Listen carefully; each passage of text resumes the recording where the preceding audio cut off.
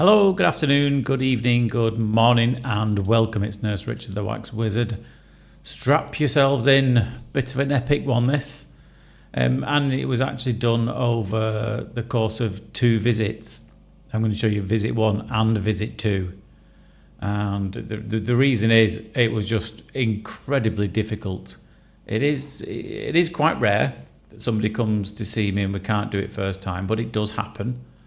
It happens less the more experience you get, I tend to find. But some I find are often physically impossible, no matter what you throw at something, to get out the first time. Because this lady hadn't, I don't think she'd softened this at all. Quite a story behind this lady. And stay tuned to the end as well. I know I always say that, but you really should with this, because I'm going to leave all of the audio in after it was removed, because a reaction was amazing. It was really heartwarming, and it was a reminder to me. Excuse me. It was a reminder to me why I do this job, because you can literally change somebody's life. She got quite emotional after we finally got this thing out. And she said it completely changed her life. Now, the reason it was so difficult was it was an incredibly small ear to get in. It's difficult to use the fullest size tubes. I think we've got mostly it's done with the half size tube, which is in between the fine end and the full size tube. And that's just because of the size of this ear entrance and the canal itself. It's really difficult to get in. There also is a chance it's keratosis obturans too. I'm not 100% sure on this. It may be like this due to the shape and size of a canal as well. But I'll get into that. Before I get into that, I'll tell you about this lady. So it was a young lady. I think she was 22, 23, something like that. And she described she had problems in both ears. Her other ear was relatively straightforward. So that's not in this video. It was over quite quickly. In with a trusty cawthorn hook here. I threw everything at this. I really did throw everything at it. She was 22, 23. And she came to me and she said, I really should have tried to get this sorted sooner. Because ever since she can remember, but she remembers specifically when she was in primary school, around about the age of 5, 6, 7, something like that she remembers she just couldn't hear in this ear. And it just went on for years, and I think she kind of just assumed that she was kind of deaf in that ear, and she never remembers. She'd just gotten used to hearing out of one ear. And even that one ear wasn't terribly good, because, like I said, it was pretty full, not as bad as this one. And this is why I'm having trouble with this, because it's so tightly packed in there that there's no gaps anywhere to fit any of these tools in. Now, when I was saying about the shape and the anatomy of her ear, it was at this point here I was thinking, is this keratosis obturans? Because if you don't know what that is, it's basically a condition where the skin in your ear doesn't shed sideways. It just falls off, dies. It falls off, and it stays where it is in the ear canal, which can lead to this ever-growing ball of dead skin. And it's often characterised by pain. She had pain on and off over the years. And you also get what you call a matrix, this peripheral means around the outside. Peripheral matrix, where on the outer edge you'll get these sheets of pale white skin, and that's the more recently shed. And the nearer you go in towards the centre, the darker it gets. The dead skin has oxidised, it's died, and it's gone black. And at some points in here, it very much does present like that. But it could also be not necessarily keratosis obturans, which can be found in young people. It very more often than not is found in young people, especially girls. I think it's slightly more prevalent in girls. And The other cause of what it could be is, you might notice as soon as we go into the ear, it kind of dips down quite a bit. So it could well have been that the skin was trying to shed sideways out the ear, and then it's just before it gets out the ear, it's got to like travel uphill a little bit. And because it may have struggled to do that, it may have built up behind it as well.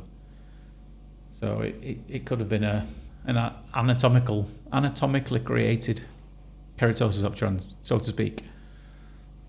So I'm going to try one of the curette here, and again, because it's very swollen around this plug as well. There's just no gaps, and I don't want to force that in too far in between it, because she did find it uncomfortable at points.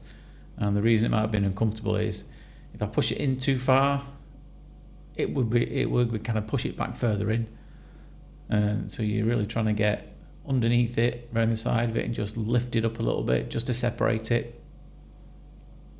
If you've seen the size of these tools, by the way, in other ears, in other videos, that might help you appreciate just how small this ear is. It's absolutely tiny, because it just almost fills up the whole ear canal, that curette. It's absolutely tiny, but I just can't comfortably and safely fit it in and around this plug. And like I said, I don't really want to push it in too deep as well, because it'll just push the thing back in there. So here is visit 2. So after much messing about and faffing around, I said, I don't think it's going to happen today. I really don't. Don't take a penny from the patient either until the job's done. I don't never charge for 2 appointments. It's never double the price if you need to come back twice. It's exactly the same. If it takes me 10 goes to get something out, which it never has, it would still just be the price of 1 appointment. Because you can usually only say that when you're confident. You can usually do it in the first time around. And most we can. The odd ones you can't. So what I did, I gave her some sodium bicarbonate. I often find it works kind of better. It penetrates dead skin plugs like this slightly better than olive oil would. And again, it's at this point where I'm thinking it really does look like keratosis obturans, because you can begin to start to see this white matrix around the outside of it and black in the middle. So yeah, it could be. And as you can see, it is a little softer as well. It is a little gooey. So having a little bit of joy grabbing it from the right hand side there and just trying to pull it off the canal wall.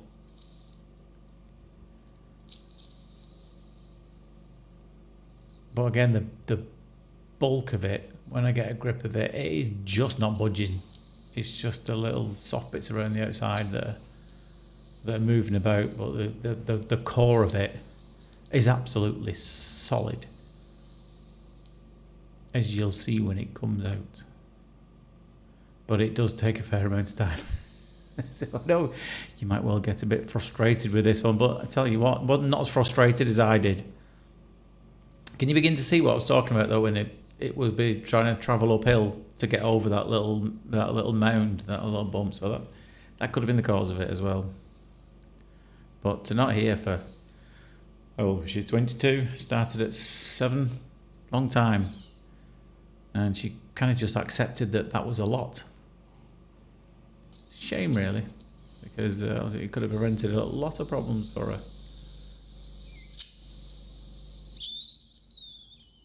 I think I'm trying the bigger tube in there now. Now, it does have some success lifting it up. The difficulty is it's very difficult to get it in. But it is finally starting to move things around a little bit, and you just see it lifting up, can't you? And again, when you lift it up though, you can see it's more pronounced than we originally thought.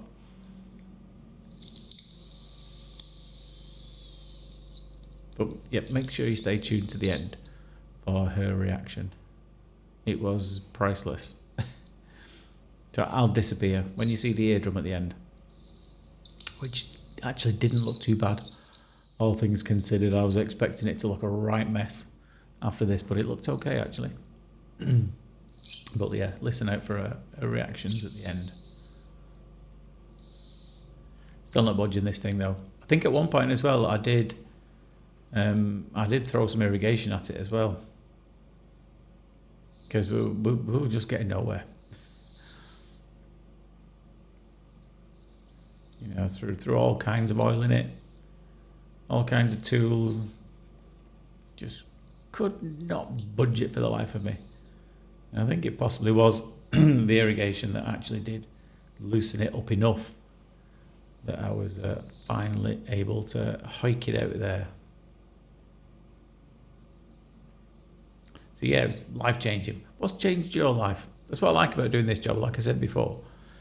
That obviously your senses are very important. Your sight, your taste, your hearing, and you lose one of them, obviously life changes for you. Always not for the better, very often. And that's what's good about doing this kind of job. You can change someone's life for a usually relatively straightforward thing to do as well. As I've said this to many of my patients, then when they ask me, why did you have all the things that you trained in? Because I trained in a lot of things when I was general nursing.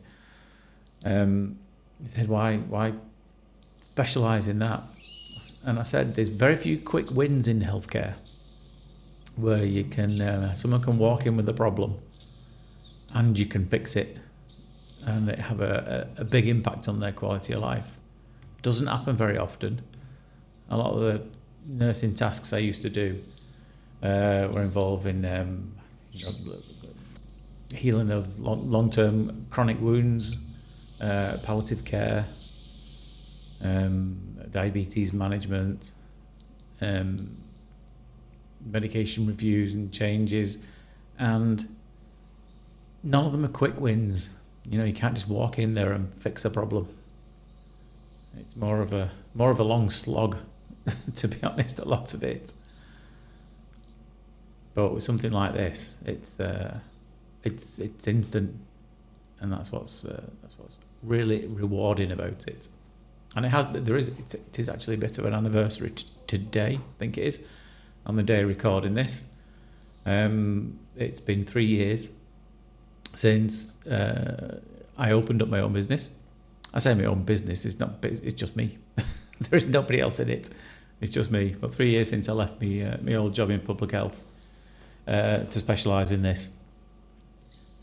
And a bit of a leap of faith, because when I left, I only had a week's worth of clients booked in advance and nothing else. You know, I left a good job, good pension, some nice people. So it's a risk, but everything that's worth it in life, you generally have to take a bit of a risk on.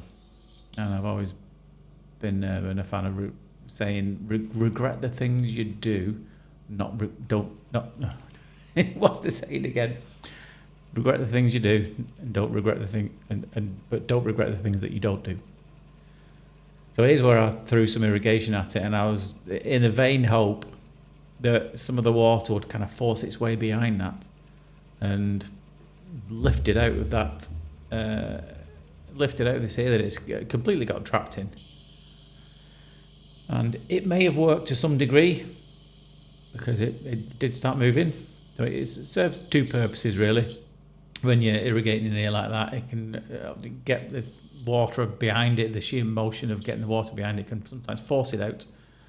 But it also does soften it further as well, which might make it a bit more likely to let go. But it still took some pulling.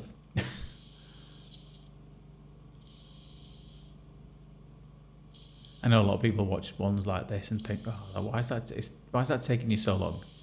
I can't begin to tell you the feeling that you get through your hands when you try, your fingers really, when you're trying to latch onto these things and pulling with a lot of force, and it's not easy. Now I can see something's finally starting to give way now. Through grabbing it at the top and kind of dragging it down, it is beginning to pull it forward. And if I remember rightly, there was a point in this where the dead skin that you can see on the left-hand side, where a little sliver of that, and it wasn't much at all, it was just a little sliver of that came out, and it was at that point that she could hear again, which was quite unbelievable, really. It obviously just created a tiny little gap where some sound could get through, and I think we had to stop. I think she got quite overwhelmed when that happened. It looks like I'm just spreading it there, doesn't it? But it is moving. And the more you look at it like this, it does look like keratosis obturans if you've seen any before. I'm still undecided. I still think it might well be because of the anatomy of the ear canal. Again, throw more oil in. I can't say we've not tried everything in this one. But anything worth that you need this much work for is often well worth waiting for. So again, I'm going to try at the top, and you can see the oil kind of glistening along the side of it. It's this bit that comes out here now. All it was that little bit of skin there, and soon as well, a biggish bit of skin that came up, and she was like, "Oh my God, wow!" We had to stop. We had to stop for a few minutes while she just adjusted. Because her face was a picture, she was looking around like this. What the? He's just gone on here. And that one must have been the key to it, because as soon as I got that one out, there you go. Can you see that movement now? That one must have been the key to it that kind of unlocked the door. It's often the case with difficult removals like that. You just need one little bit to give. Like playing Jenga, you just take one little piece out and then the whole thing just topples. And that was the key to it all, just that little bit of loose skin. And as per usual, it just got a little trapped at the entrance here. But it still took some, it's very unimpressive as well, the whole thing when it comes out, because it's such a small ear. It wouldn't look like much at all. But it's where it was and how deep it was down in there. That was causing the problem. Needless to say, I have asked her to make sure she comes back and doesn't leave it so long next time, and I'm sure she won't. If you are watching as well, by the way, hi to you. Hope you're well.